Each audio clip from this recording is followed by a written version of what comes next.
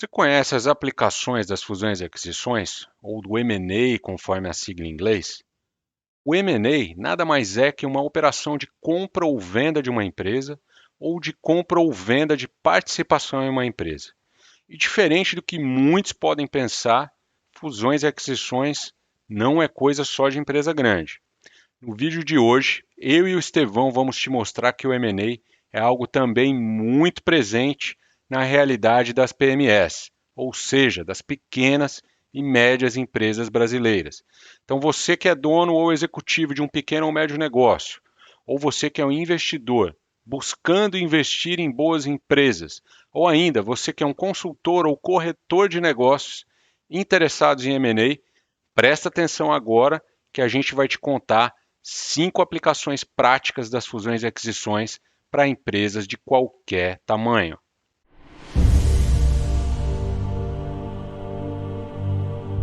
Olá, eu sou Alexandre Borborema, instrutor da Master Deals. No vídeo de hoje nós vamos ver 5 usos recorrentes das fusões e aquisições no dia a dia das empresas. E você então vai perceber o quão comum essas situações são. A aplicação número 1 é no caso da saída de um sócio. Isso vai demandar a venda de cotas ou das ações do sócio que esteja saindo, seja para um dos outros sócios ou então para um terceiro, para alguém de fora do negócio. Obviamente que sempre respeitando os direitos de preferência e os regramentos da sociedade. E a saída de sócio é uma situação que acontece em muitas empresas por uma série de razões. Seja por uma decisão amigável e planejada, ou por algum tipo de desentendimento dentro da sociedade. Pode acontecer também em caso de divórcio de algum dos sócios que tenha casado em comunhão de bens. Então veja só, logo de cara, alguns casos práticos onde uma negociação de M&A pode se fazer necessária mesmo em empresas familiares, sejam pequenas ou médias. Em transações maiores, a saída de sócios também é uma operação comum, quando algum investidor decide fazer um desinvestimento do negócio, seja ele um investidor estratégico, que é alguma empresa do setor, ou um investidor financeiro, como um fundo de private equity ou de venture capital ou qualquer outro fundo. Vamos adiante agora para mais uma aplicação do M&A, direto para a Espanha com meu amigo Estevão. Vamos lá, Estevão. Valeu, Alexandre. Então vamos lá para o segundo uso das fusões e aquisições, que é a captação de recursos para investimentos. Isso se refere à alternativa, né, que as empresas usam quando elas, ao invés de buscarem eventualmente um empréstimo, né, para se financiarem, elas vão atrás de um investidor profissional. Naturalmente, né, o investidor profissional que aceita, né, que se dispõe a fazer uma conversa dessa natureza, ele tem o interesse em receber uma parte das ações da companhia em troca desse investimento que ele vai realizar. Ou seja, é uma operação basicamente de aporte de capital, é o famoso cash-in, né? Vocês vão ouvir muito aqui esse termo no canal. E o investidor, o cash-in é o dinheiro entrando na companhia, né? Existe muita confusão aí nesse termo, cash-in, cash-out, etc. A gente vai até depois produzir um vídeo falando especificamente disso, porque uma coisa é quando o dinheiro entra na companhia e a outra coisa é quando o dinheiro entra no bolso dos sócios, né? Essa é a diferença básica, tá? E essa captação de recursos, né? Ela pode ser feita por qualquer empresa, né? Seja uma empresa grande, seja uma empresa média, né, que precise de capital para eventualmente construir uma nova fábrica, para eventualmente investir numa nova linha de produtos, ou até mesmo para fazer uma aquisição de um concorrente e capturar as sinergias decorrentes dessa aquisição e tudo mais. No caso das empresas grandes e médias, né, é muito comum nesse tipo de situação que apareça a figura dos fundos de private equity, né? O fundo de private equity é um investidor que normalmente olha oportunidades para empresas mais maduras, tá? e que tenham boas teses de crescimento ou eventualmente de consolidação através de aquisição de concorrentes, tá? Algumas startups, né, as empresas menores, menos maduras, elas não necessariamente vão ter acesso a esse tipo de investidor, mas elas não ficam abandonadas. Existem investidores com um perfil para olhar oportunidades de empresas menores, que é o caso do investidor anjo, né, que é o chamado angel investor, e eventualmente os investidores venture capitalists, né, que são os venture capitals. Nessas fases iniciais, é muito comum que o investidor faça a operação de financiamento da empresa que está nesse estágio menos maduro, eu diria, através de uma dívida conversível, ou seja, ele vai fazer um empréstimo que pode ser convertido em ações, a depender de determinadas regras que vão ser estabelecidas nesse contrato, tá? Por fim, acho que vale comentar também que muitas vezes as empresas menores acessam investidores externos em virtude do relacionamento existente entre os sócios da empresa e esses investidores. De qualquer forma, isso é entrada de recurso na companhia, né? E é uma entrada de sócio e vai gerar todas as implicações que esse tipo de situação traz. Apenas a título de curiosidade, captar dinheiro através dos investidores é uma alternativa mais custosa para a empresa. É sempre mais caro você captar equity do que captar dívida. E isso é uma questão que a gente vai abordar aqui no canal, né, em outros conteúdos, tá? É um pouco mais aprofundado, tem a ver com a estrutura de capital, custo de oportunidade, etc. Mas é certamente um assunto que a gente vai ver aí em outros vídeos. Tá legal? Alexandre, passando a bola aí para você novamente. Vamos adiante. Opa, obrigado, Estevão. Vamos lá. Agora o terceiro tipo de transação de M&A, que é a venda de 100% da empresa. Nesse caso, o comprador assume a operação e os sócios vendedores saem do negócio, normalmente depois de um período de transição.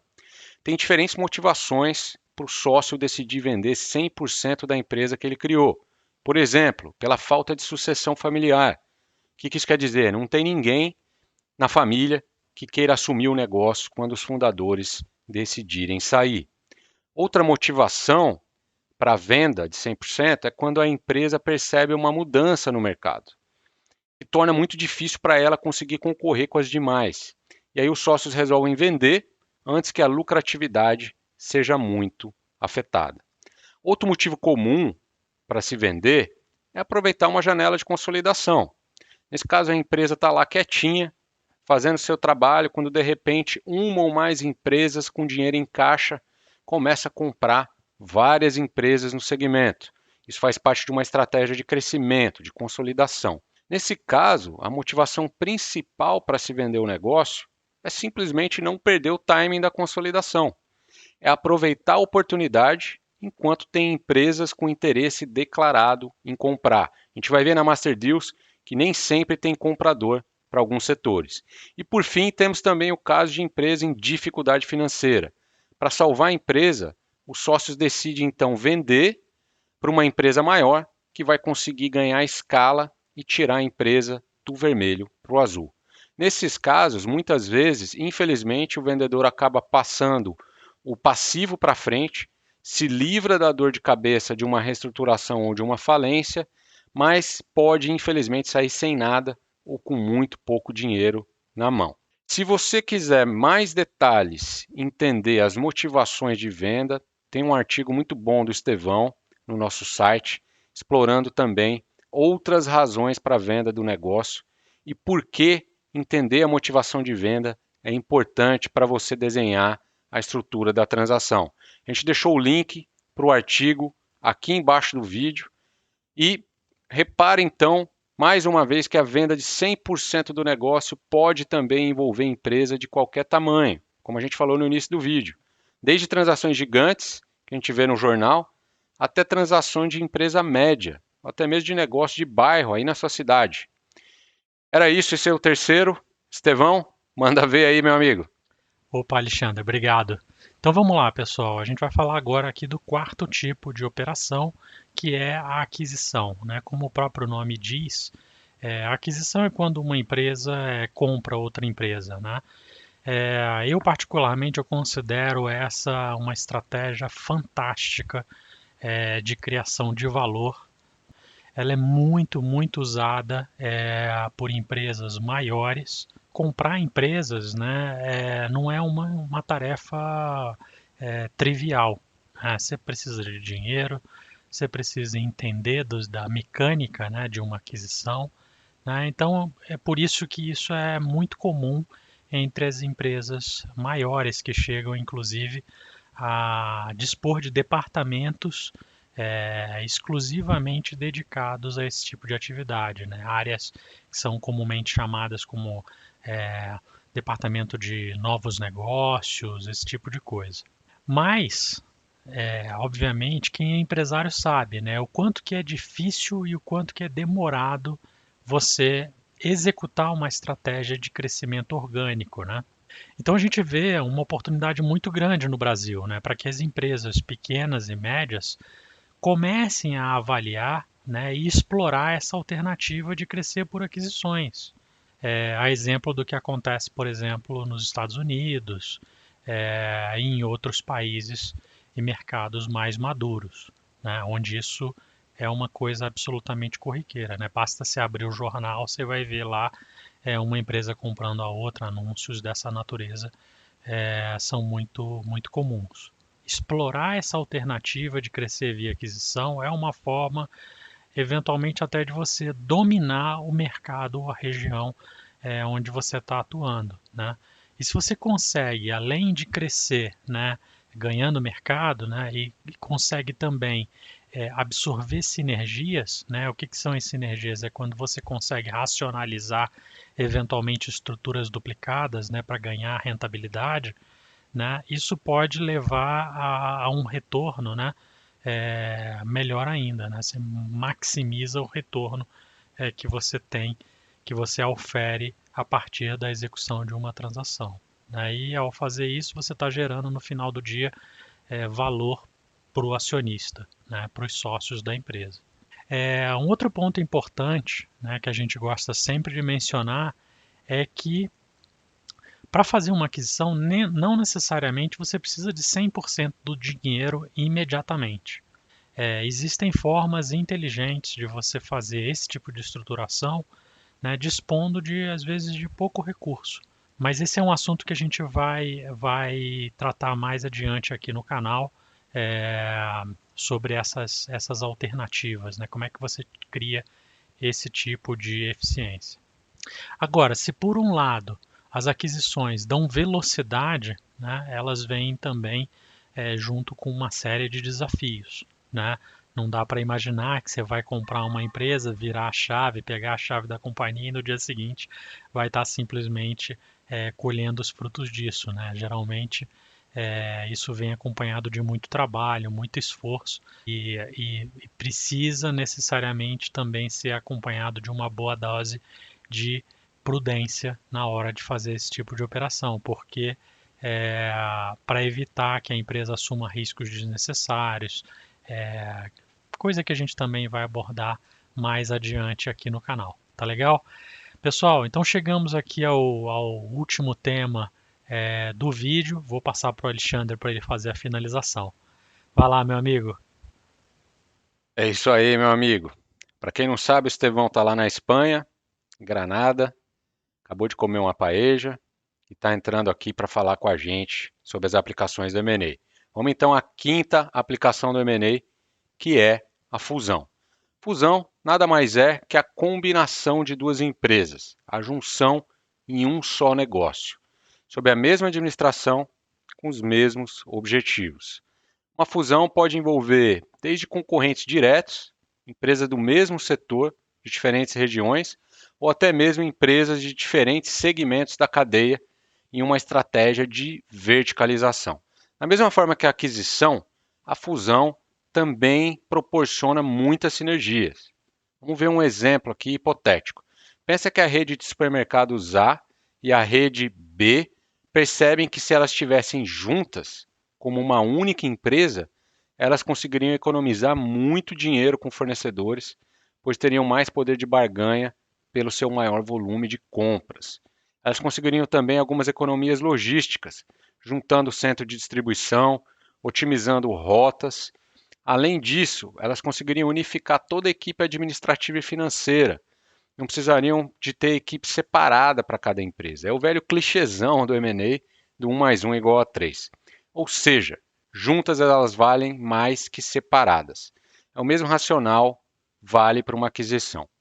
No campo dos contratos, uma operação de fusão ocorre normalmente por troca de ações ou de cotas, ou por meio de um rearranjo societário, no qual os sócios da empresa A e da empresa B tornam-se sócios de uma nova empresa. Tem também outros formatos. Enfim, repare que a fusão, da mesma forma que a aquisição, também é uma estratégia que acelera o crescimento, que escala o lucro. Mas diferente da aquisição, é uma transação que não requer dinheiro, pois as empresas simplesmente se juntam. Por outro lado, por mais que pareça interessante a ideia, é muito complexo você viabilizar uma fusão. No nosso site tem um artigo que explica os porquês de uma transação de fusão ser mais complexa de se implementar quando comparada a uma negociação de venda de 100% ou outras operações. Você pode olhar o link aqui na descrição do vídeo. Eu mesmo me lembro de umas 3 tentativas de fusão em que eu participei como assessor, chegaram a avançar bastante, mas esbarraram nos problemas típicos de uma fusão. Tem que ter muito alinhamento de estilo empresarial entre os sócios. Tem que ter muito alinhamento cultural. Pois imagina o desafio de você juntar duas empresas com culturas muito diferentes. E mais importante, tem que ter disposição dos sócios de dividir o poder. O ego das pessoas aqui não pode ser impeditivo. Ou seja, temas complexos, não é o foco do vídeo, mas eu não podia aqui deixar de dar uma pincelada rápida no quão complexo é fazer uma fusão. Estevão, a bola está contigo, meu cara. Muito bom, é isso mesmo, concordo plenamente. Na teoria, as fusões são uma maravilha, mas na hora de colocar no papel não é nada fácil. Mas vamos lá, então resumindo o que a gente viu no dia de hoje, né? A gente viu essencialmente que M&A, né, fusões e aquisições, não é um tema exclusivo das grandes empresas, que as fusões e aquisições elas têm aplicações para diversas situações, né? Seja empresas médias, seja empresas pequenas ou seja empresas grandes. A gente comentou sobre cinco usos mais comuns aqui desse tipo de alternativa.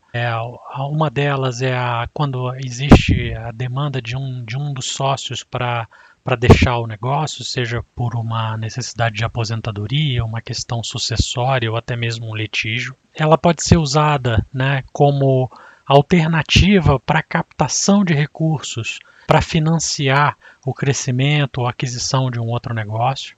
Esse tipo de operação ele pode ser usado quando você está dispondo da empresa, né, vendendo a empresa propriamente dita, seria a terceira alternativa aí citada no vídeo.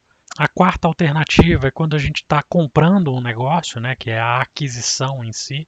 A quinta aplicação seria quando as empresas se fundem, né, se juntam, combinam os negócios para formar um negócio maior, enfim, criar eficiência nas sinergias e aumentar a rentabilidade, tudo sempre com a ótica de maximizar valor no longo prazo. Seja a fusão, seja a aquisição, são estratégias de crescimento e de maximização de valor que ainda são pouco exploradas no Brasil, principalmente entre negócios menores. Então, em essência, foi isso que a gente tratou aqui no vídeo, né? Bastante conteúdo, a gente sabe, né? Mas a gente acredita que pouco a pouco vai conseguir transmitir e compartilhar um pouco desse universo aí do M&A aí com vocês. Obrigado por assistir, obrigado pela audiência e não se esqueçam de se inscrever aqui no canal e prestigiar. Tá legal? Grande abraço e até o próximo vídeo.